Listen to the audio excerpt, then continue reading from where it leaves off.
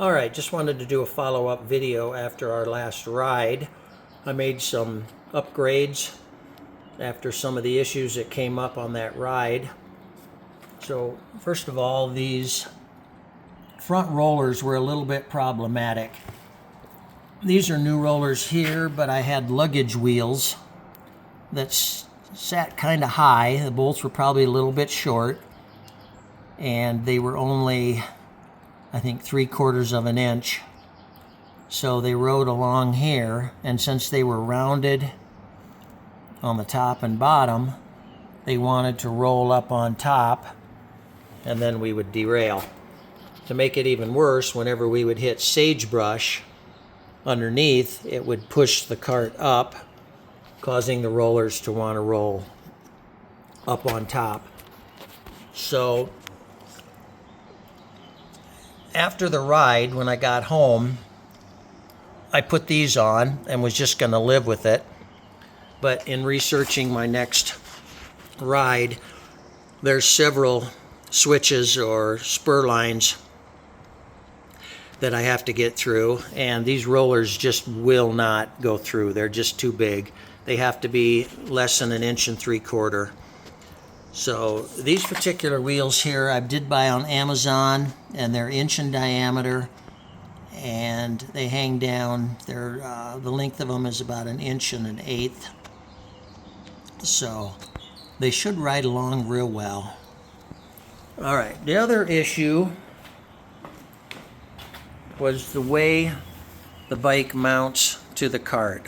Since I used a Thule roof rack, hooks up on the tire,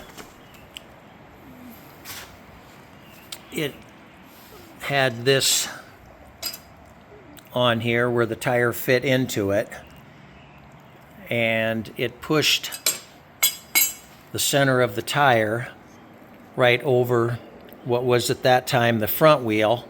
The bike was turned around the other way, so the cart was going this way, and the back of the bike was at this end.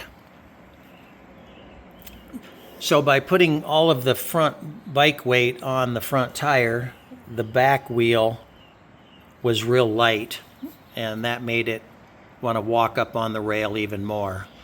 So the first thing I did was I drilled a second hole right here, moving this forward and allowing the bike to move a little more towards the center of the cart. It was better, but I still wasn't happy with it, so I drilled a third hole right there, moved it a little bit more, but still not enough. So I decided that I would turn the bike around so that what was the back of the cart is now the front of the cart. And with this thing off, I put the front tire right up against that pipe or that rod, and to give it a little bit more security, I put this thing on, which I had taken off because it was for the back tire when this channel was a lot longer. So anyway, between the two of them, that and the hook that goes up over the tire, it's really stable, and it should be a real good move. And the tire's sitting as close to the center of the two, at least the bottom of it here is almost in the middle. If anything, a little towards the back would be almost ideal. So anyway, those are the changes. I'm anxious to get it out in the next 10 days, and we'll make another video for you and give you a little more entertainment to watch.